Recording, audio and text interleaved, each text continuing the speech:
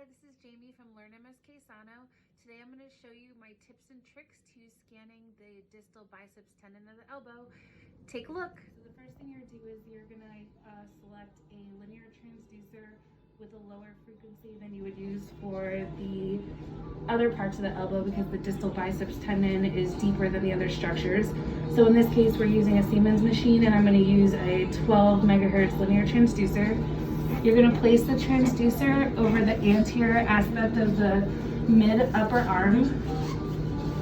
And you're going to first find the biceps muscle on the anterior portion of the ultrasound screen. And you're going to follow it distally until it tapers into a tendon. So in this picture, this is the first spot where you see the distal biceps tendon, and as of right now it looks echogenic, so it's easy to see, but as it dives deep and oblique towards the radial tuberosity, it's going to become more hypoechoic. But just to locate it, we're going to use the anisotropy as our to aid us in locating where it inserts. So as I scan distally, you're actually going to see the anisotropy helps us visualize the distal biceps tendon. And just kind of recognize the course first. Use the anisotropy to your favor until it inserts here on the radial tuberosity. Now that you've located it, you're going to come back and you're going to toggle the probe up to eliminate the anisotropy here. Then you're going to scan distally again, toggle the probe up to eliminate the anisotropy. Scan down again, toggle the probe up to eliminate the anisotropy.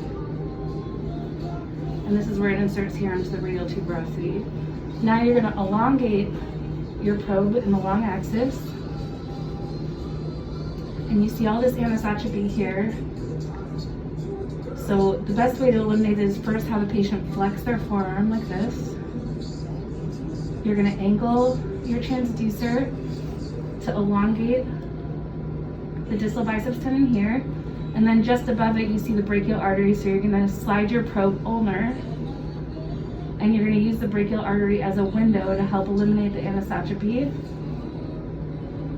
And you're also going to heel your probe at the same time and apply pressure until the distal biceps tendon is echogenic and straight across the screen here. And on this patient, you can see there's some little intrasubstance tears right here, in the long axis, and the rest of the hypoechoic tissue was just anisotropy that we eliminated, so now that makes it possible for us to actually visualize the actual disruption of the fibers.